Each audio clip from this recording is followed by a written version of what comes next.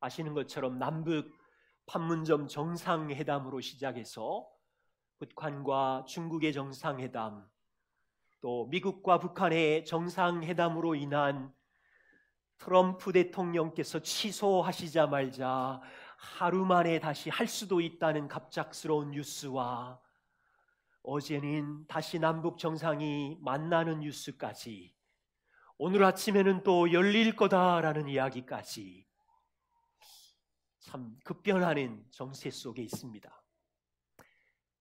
이 뉴스들의 중심에 자주 등장하는 핵심 이슈는 북한의 비핵화입니다. 특별히 비핵화를 이야기할 때 사용하는 용어로는 CVID가 등장하지요. 뜻으로 말하면 완전하고 검증 가능하며 돌이킬 수 없는 핵 폐기입니다. 이 비핵화의 방식을 놓고 다양한 충돌이 있습니다. 우리는 역사를 통치하시는 하나님께서 이 모든 과정을 다스리시기를 기도합니다. 저는 오늘 정치적인 이슈나 비핵화를 말하려는 것이 아니고, 우리는 CVID, 완전하고 검증 가능한 비핵화가 아니라, 마지막 B가 아니라 완전하고 검증 가능한 변함없이 진실한 하나님의 사랑에 대해서 말하려고 그래요.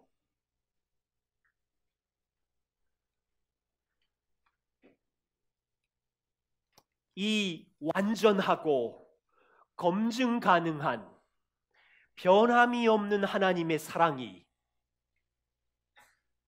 무엇인지 여러분 그 터 위에 서 있습니까? 그리고요, 이 완전하고 검증 가능하고 돌이킬 수 없는 변함없는 하나님의 사랑이 우리를 구원한 그날부터 천국까지 인도할 줄로 확신하십니까?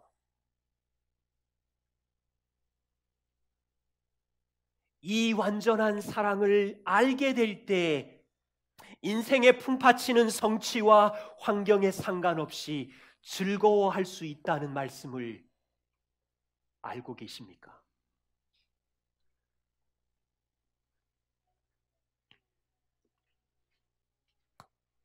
어떻게 완전하고 검증 가능한 하나님의 사랑인지 바울은 하나님의 아들이 죽으셨다 이야기합니다. 우리가 과거에 어떤 상태일 때 하나님이 사랑해 주셨습니까? 바울은 아무런 가치가 전혀 없을 때 사랑하셨다. 6절에 우리가 아직 연약할 때 사랑하셨다. 우리가 아직 죄인이었을 때, 10절에 우리가 원수 되었을 때,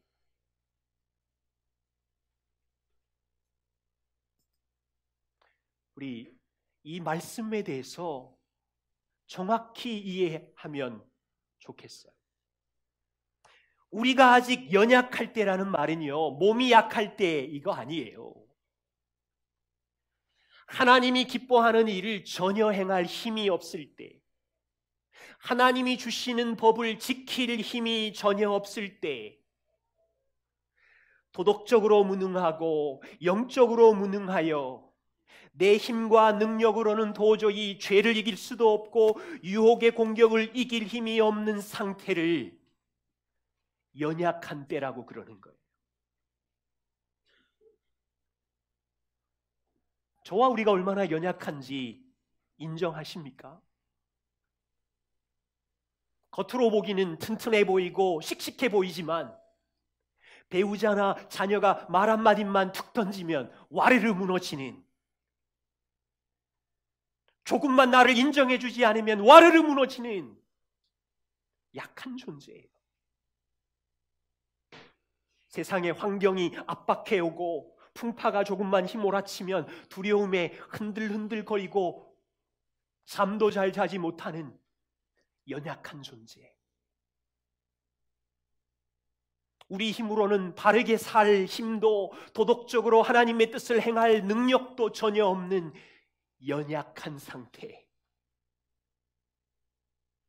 인정하세요? 그때 사랑하셨어요. 연약한 정도가 아니라 완전히 망가진 죄인이었을 때 사랑하셨어요. 하나님께 반역했던 원수였을 때 사랑하셨어요. 여러분, 어쩌면 이 사람에 대해서 이런 충격적인 묘사는 믿지 않는 사람들한테는 아마 욕먹을 것 같아요. 부자나 권력자나 교수나 세상의 사람들에게 하나님을 떠난 너를 향하여 뭐라고 보는 줄 아니? 하나님의 법을 지킬 힘도 능력도 없는 연약한 자이며 망가진 죄인이며 반역한 원수라고 봐. 이런 나쁜 소식을 전하면 손가락질하지. 말도 안 된다고. 그런데요, 더 충격적인 뉴스가 있어요.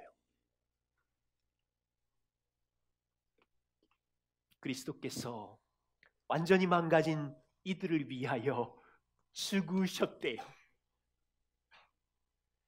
연약할 때 약속대로 그리스도께서 죽으셨고, 죄인 되었을 때 죽으셨고, 원수 되었을 때 하나님의 아들이 죽으셨고,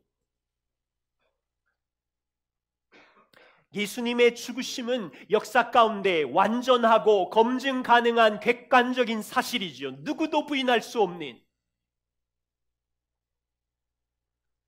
7절에 보십시오. 의인을 위하여 죽는 자가 쉽지 않고 선인을 위하여 용감히 죽는 자가 혹 있거니와. 가끔 뉴스에 보면요, 다른 사람을 구하기 위해서 지하철에 뛰어내리는 용감한 사람들이 있어요. 대통령의 생명을 보호하겠다고 자신이 대신 죽는 선한 사람들이 있어요. 자녀들이 아프면 간이나 심장을 이식해서 주는 훌륭한 부모님도 있어요. 그렇지만 완전히 무능해서 실패자이고 망가져서 사형을 기다리는 죄인이고 반역해서 원수가 된 자를 위하여 목숨을 주는 사람이 있어요. 그런데 하늘 아버지의 아들이 죽으셨대요.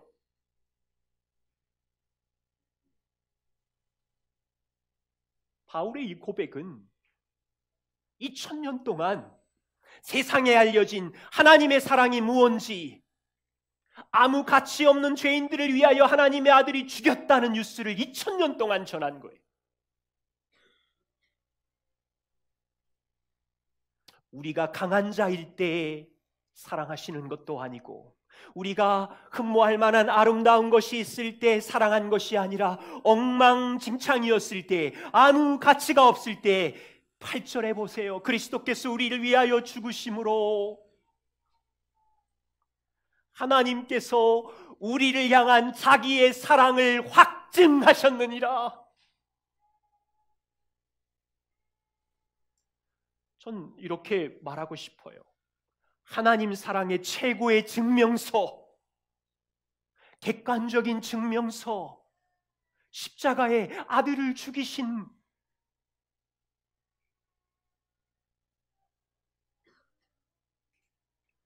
여러분 옆에 자녀들이 있습니다. 나의 자녀인 것을 어떻게 증명하십니까? 동사무소 가셔서 주민등록등본 떼어다가 봐라, 너 내 가족이야, 내 아들이야, 내 딸이야, 증명서에 기록되어 있지.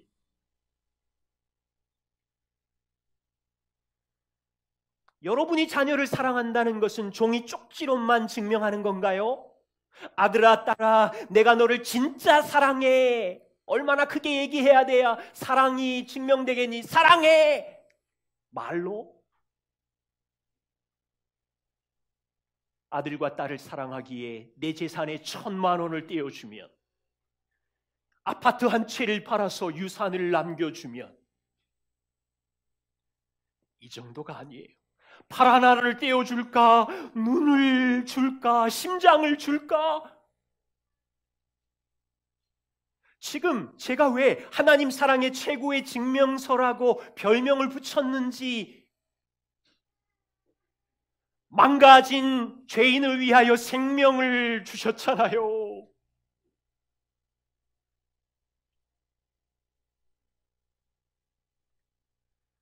하나님이 지금 우리를 향하여 내가 너희를 사랑하는 완전하고 검증 가능하고 돌이킬 수 없는 변하지 않는 사랑의 확증으로 아들을 죽였다.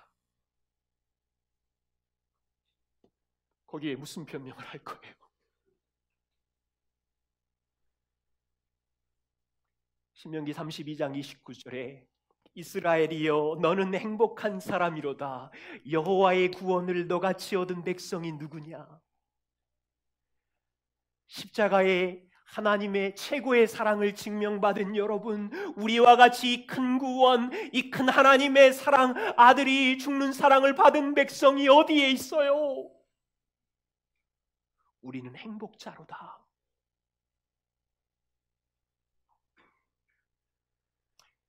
바울이 말하는 핵심을 이해해야 합니다. 우리의 일생 동안 삶의 골짜기와 환경의 변화와 감정이 몰려와 요동치더라도 하나님이 우리를 사랑하신다는 이것은 완전하고 검증 가능하고 돌이킬 수 없는 객관적인 증거가 있는데 십자가, 아들이 죽으셨음을 봐라. 그게 바울이 말하고 싶은 핵심이에요.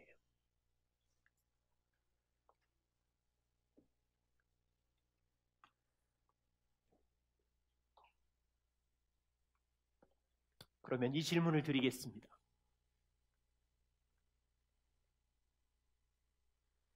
과거에 우리가 어떠한 상태일 때 하나님이 사랑하셨습니까? 아무런 능력이 없는 연약한 상태, 반역자 죄인의 상태, 망가진 원수인 상태일 때도 아들을 주시기까지 사랑하셨고, 우리 지난주에 5장 1절부터 5절까지 본 우리 현재의 상태는 어떠했습니까?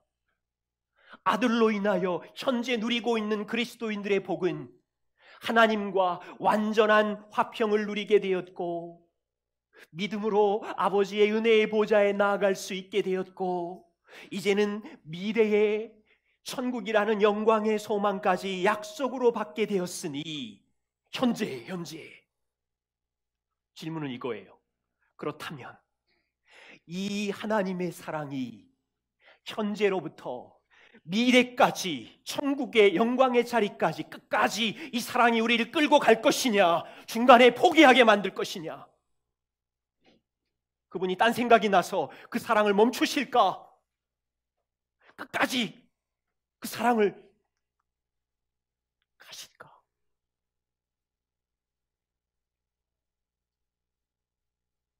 여러분, 우리가 열심히 예배드리고 교회 봉사하고 선한 행실을 쌓으면 천국에 갈 수 있어요? 죄송하지만 율법주의자의 생각이에요. 바울은 열심히 있는 신앙생활 때문이 아니라 하나님의 사랑 때문에, 그 사랑이 우리를 부어주시기 때문에 천국까지 우리를 데리고 갈 수 있다는 거예요. 아버지의 사랑의 그 이유를 들고 있는 거예요. 그러면서 9절과 10절에 바울의 논리상 두 가지 주장을 하고 있어요.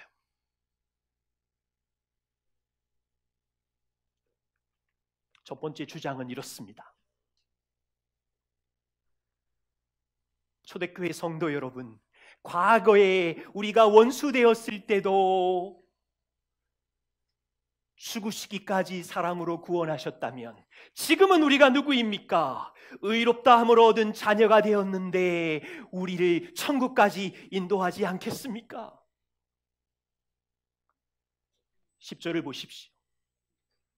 우리가 원수 되었을 때에 그의 아들의 죽으심으로 말미암아 이제는 현재 하나님과 화목하게 되었으니, 여러분 말씀을 잘 보셔야 돼요. 과거에 완전히 망가진 죄인 원수일 때도 포기하지 않고 아들을 죽이시기까지 사랑해서 구원해 놓으시고, 옛다 이제는 네 하고 싶은 대로 마음대로 해라, 구원을 받든지 말든지 그렇게 하시나요? 9절에 보세요. 이제 우리가 그의 피로 말미암아 의롭다 하심을 받았으니, 이 단어가 너무 좋아요. 더욱 그로 말미암아 장래의 진노하심에서 구원을 받을 것이니. 지금은 우리가 의롭다함을 받았고, 지금은 상태가 어때요? 하나님과 사랑의 교제를 나눌 수 있는 의롭다함을 받았고, 그분과 완전한 화평을 누리게 되었고, 은혜의 보좌에 나가 기도하는 자녀가 되었잖아요. 지금은. 그렇다면 더욱 우리를 끝까지 장래 미래의 진노하심에서 구원하지 않겠느냐.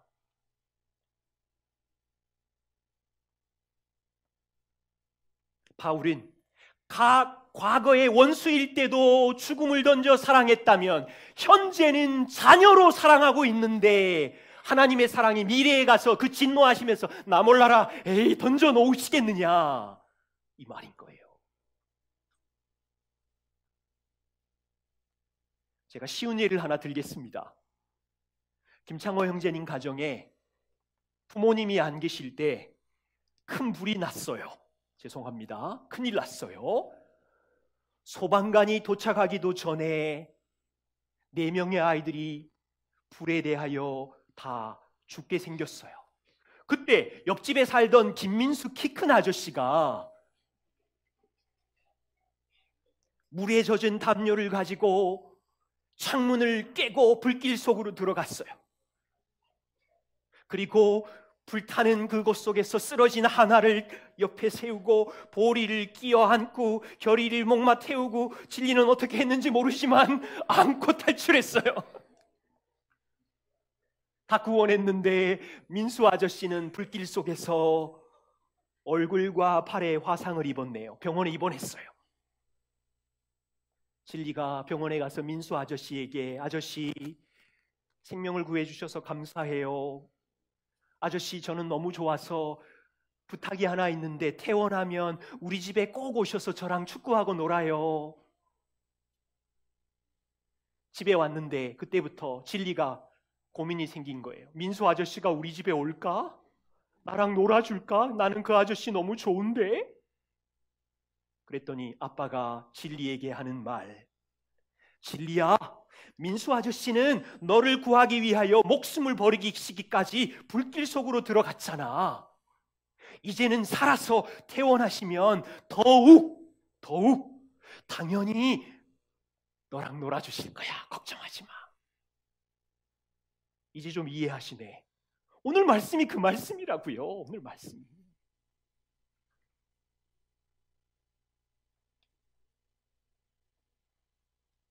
두 번째는, 과거에 예수님이 죽으심으로 구원하셨다면 지금은 예수님이 무덤을 깨고 살아나셨죠. 더욱 지금은 예수님이 살아나셨는데 그 살아나신 예수님이 너희를 천국까지 끝까지 인도하지 않겠느냐. 바울의 논리예요. 9절을 보십시오. 우리가 원수 되었을 때에 아들의 죽으심으로 말미암아 하나님과 현재 화목하게 되었는데, 현재 화목하게 살아가는 우리에게 지금 그 예수님은 살아나심으로 말미암아 우리의 삶을 통치하시는데 그분이 구원을 미래에 이루지 않겠느냐.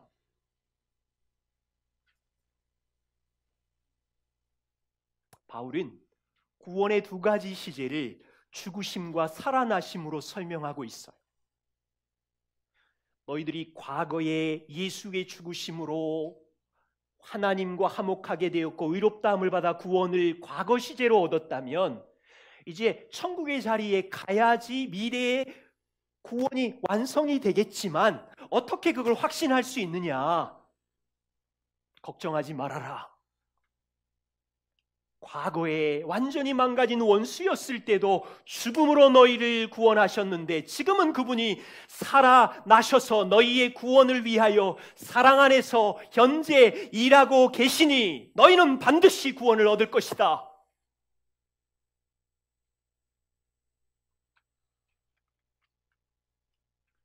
바울의 확신이 보이십니까? 우리는 이 확신을 배워야 합니다. 너희 위에 죽으신 분이 지금 살아나셔서 사랑 안에 너희의 인생 안에 들어오셔서 일하고 계시니 너희는 반드시 미래의 천국에 설 것이다. 바울은 계속 그리스도를 보는 거예요. 근데 우리는 자꾸 자기 행함을 자꾸 봐요. 그걸로 구원을 얻으려고 그래요.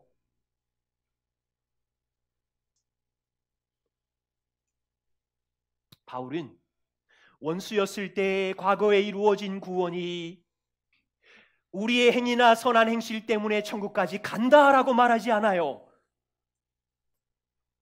우리를 위해 죽으신 분이 다시 살아서 우리를 위해 사랑으로 일하시기 때문에 확실히 반드시 천국까지 인도한다고 노래하는 거예요. 근데 문제가 있어요. 우리의 모습은 하나님의 사랑을 날마다 자주 의심한다는 거예요. 최근에 시편 말씀 묵상을 하면서 77편을 보다가 깜짝 놀랐어요. 한 성도가 환난 날에 이렇게 고백하는 거예요. 밤에 부른 노래를 내가 기억하며 내 심령으로 내 마음에 간구하기를 주께서 영원히 버리셨나? 다시는 은혜를 베풀지 아니하시나? 그의 인자하심은 영원히 끝났는가? 그의 약속하심도 영구히 폐하여졌는가? 다 강조점이 있어요. 하나님이 그가 베푸실 은혜를 잊어버리셨구나. 그분의 노하심으로 그가 베푸실 긍휼을 그치셨는가?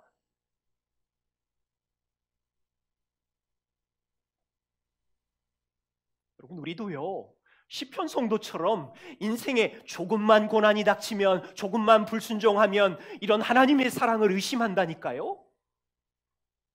하나님이 나를 영원히 버리셨는가 난리가 나요. 조금만 내 뜻대로 안 되고 막히면 하나님이 은혜를 베풀지 않으시는구나. 그의 인자하심은 완전히 끝이 났구나. 그의 약속이 폐하였구나. 조금만 염려와 두려움이 밀려오면 하나님이 나에게 베푸실 은혜를 잊어버렸구나. 나에게 노하셨구나. 이런 거짓말을 계속 이야기하는 거예요.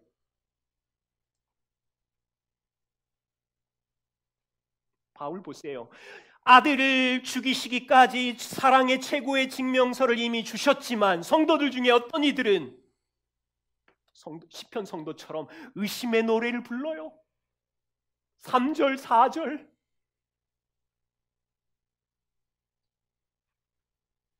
복음으로 너희는 하나님과 완전히 화목해졌어. 은혜의 보좌에 들어갈 수 있어. 의롭게 되었어. 천국의 기업을 상속받았어. 아무리 얘기해줘도 성도들 중에는 내가 구원을 받을까? 습관적인 의심병에 걸려가지고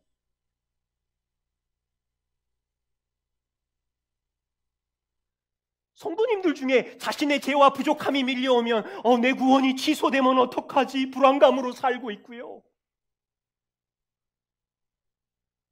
예수님이 살아나셔서 인생 가운데 그분의 집념을 가지고 주권적으로 일하시기에 그 구원이 보장됩니다라고 얘기해도 조금만 신자답게 살지 못하면 생각이 막 밀려와서 두려움이 쌓이고 기쁨이 없어지고,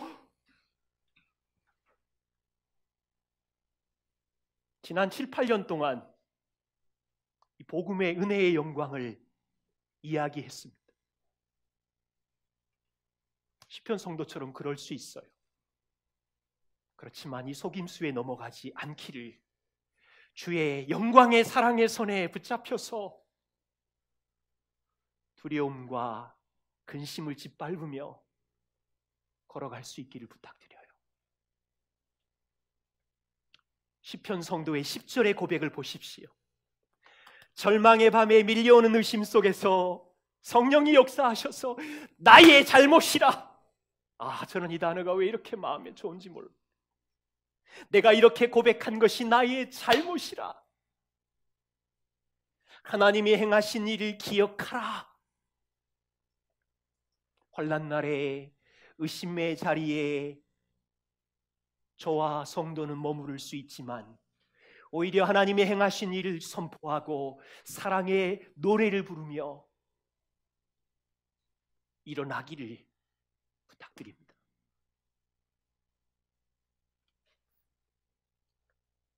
세 번째입니다. 우리는 하나님의 사랑으로 의롭게 되었습니다. 그리고 하나님과 이 땅을 현재 화목하게 된 자로서 복을 누리고 있습니다. 이 사람이 누려야 되는 삶의 중요한 특징은 즐거움입니다. 기쁨입니다. 11절을 보십시오. 그뿐 아니라 이제 우리로 화목하게 하신 우리 주 예수 그리스도로 말미암아 하나님 안에서 또한 즐거워하느니라. 여러분, 이 기쁨은 기독교에서만 볼 수 있는 독특함입니다. 이 즐거움은 다시 말씀드리지만 내가 쌓은 성취나 행위와 상관없는 주님이 하신 일로 인한 기쁨입니다. 아마도 하나님 외에 다른 것에 행복을 찾고 있는 사람들은 이 기쁨을 누리기 어렵습니다. 예수님을 믿고 예배하지만 재산을 쌓아 행복을 얻고자 하는 사람들에게는 세상의 업적이나 성실함과 바른 삶을 통해서 박수를 받으려고 하는 사람들에게는 실망스럽게도 이 복음이 주는 기쁨을 누리기가 어렵습니다.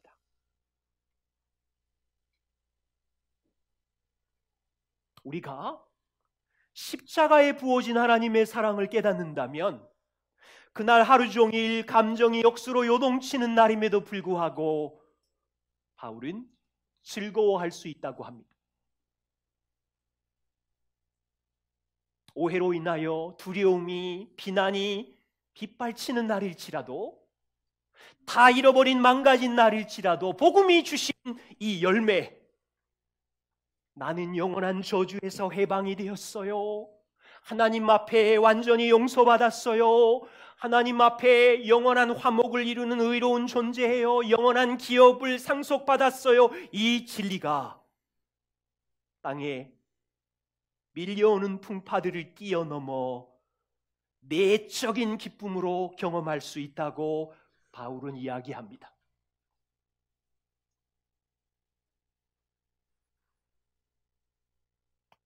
안타까운 현실이 있습니다. 교회가 복음의 기쁨을 외치지 않는다는 고통입니다. 존 파이프 목사님이 이렇게 말씀하셨어요. 오늘날 성도들이 메말라버린 이유는 복음으로 주신 기쁨을 위해 싸우지 않고 포기해버렸다. 이것은 심각한 위기이다. 여러분 어떠세요? 복음으로 주신 기쁨을 위해 싸우지 않고 포기해버렸다. 성도에게 주신 은혜의 선물이 무엇인지 카운터해보지 않고 눈에 보이는 통장에 500만 원, 1000만 원이 들어오면 기뻐하는데, 남자들은 직장에서 승진하면 짱 기뻐하는데, 여성들은 마트에서 1000원이나 2000원만 할인해도 왜 그렇게 좋아하는지 모르는데, 하나님께서 자기 아들을 죽여서 주신 은혜와 놀라운 선물들의 꾸러미를 받고는 기뻐하지 않고 있으니까 존 파이프 목사님에게는 이건 위기다, 위기.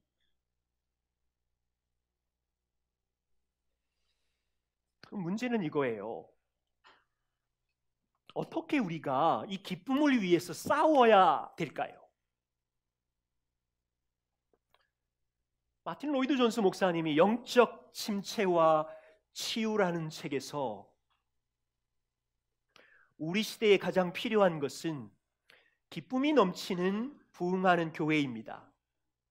우리를 보는 사람들이 그리스도인은 불행하고 슬프며 우울하고 기쁨을 경멸하고 하루하루 고되게 살아가는 사람이라는 인상을 갖지 않게 하는 것보다 중요한 것은 없습니다.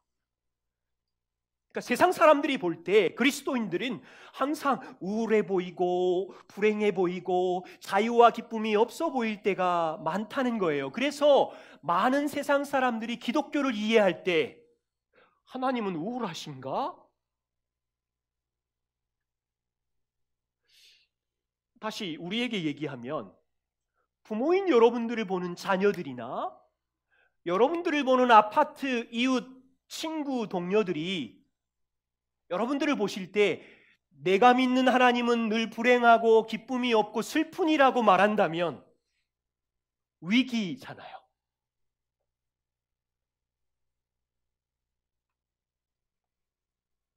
조금 길지만 다시 한번 보시면 여러분, 대부분의 삶이 불행한 것은, 성도들이 불행한 이유는 여러분이 자신에게 말하는 대신 자신의 말을 듣고 있기 때문이라는 것을 아십니까? 아침에 일어날 때 드는 생각들을 예로 들어 봅시다. 여러분이 그런 생각들을 해낸 것이 아니라 그 생각들이 여러분에게 말을 하고 있으며 어제의 문제들을 끄집어내고 있습니다. 누가 그 말을 하고 있는 것입니까? 여러분 안에 있는 자아입니다. 시편 42편의 시인은 어떻게 말합니까? 그는 자아가 자신에게 말하도록 하는 대신에 자신이 직접 자아에게 말하기 시작했습니다. 그리고 말하기를, 내 영혼아, 내가 어찌하여 낭망하느냐? 지금까지 그의 영혼이 그를 낙심시키고 그를 무너뜨리고 있었습니다. 그래서 그는 일어나 말합니다. 내 자아야, 잠시 이제는 내 말을 들어라. 내가 너에게 말하겠다. 너는 얼굴을 들어 하나님을 바라봐라.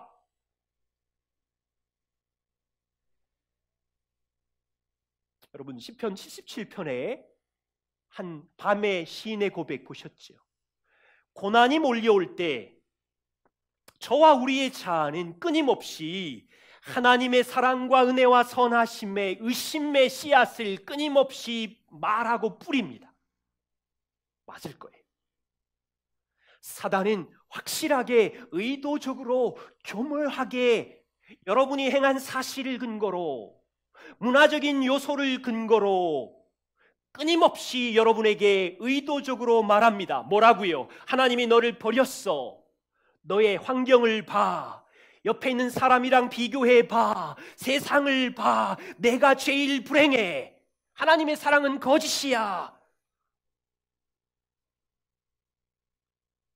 사탄은 끊임없이 자아에 대고 이렇게 말하고 있는데 성도는 수동적으로 가만히 있는 거예요.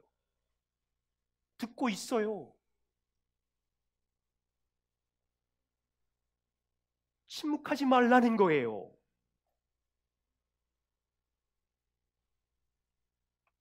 마지막 장면입니다. 중요한 가르침을 주시는데, 영적인 삶에서 중요한 기술은 어떻게 자신을 다루어야 하는지 아는 것입니다. 여러분은 자신을 제어하고 자신에게 설교하고 자신에게 물어야 합니다. 여러분은 자신을 비판하며 이렇게 고소와 감정으로 끌려가는 자신을 꾸짖으며 자신을 권고하며 자신에게 진리를 말해야 합니다. 너는 하나님을 바라라. 낭망하여 투덜거리고 불행해하는 대신에 여러분 자신에게 하나님이 누구이신지, 그분이 무엇을 하셨는지, 그분이 오늘 우리의 삶에 무엇을 하시겠다고 약속하셨는지 말하십시오. 가르치십시오.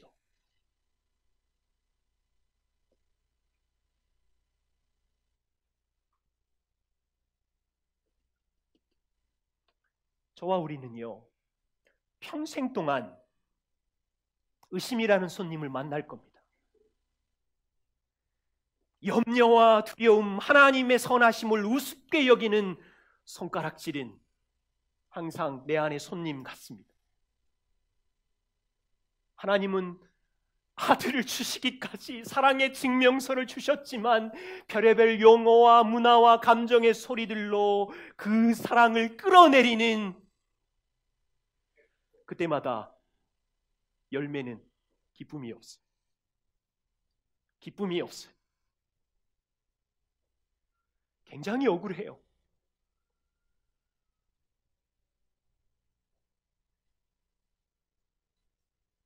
기쁨의 살해자들을 죽일 수 있는 방법은 주께서 행하신 복음을 자신에게 설교하는 거예요. 우리 자아가 끊임없이 말하도록 내버려 두지 않고 스톱이라고 말하면서 주께서 행하신 복음을 선포하는 거예요. 주일날 매주 복음을 듣지만 돌아서면 잊어버려요. 그래서 매일 매순간 자신에게 복음을 설교할 수 있어야 하나님 안에서 환난 중에 행위와 성취에 상관없이, 아이들이 나를 망가뜨려도 상관없이, 이웃이 나를 공격해도 상관없이 그분 안에 안전하며 그분 안에 만족을 누리며, 날마다 기쁨을 죽이는 이 살해자들과 싸울 준비가 되셨습니까? 또 일주일 동안 일상의 삶에 끊임없는 감정의 소리, 자아의 소리, 문화의 소리, 이웃의 까칠한 소리가 들려오면 여러분들의 기쁨을 또 오늘 오후부터 사라지게 만들 텐데,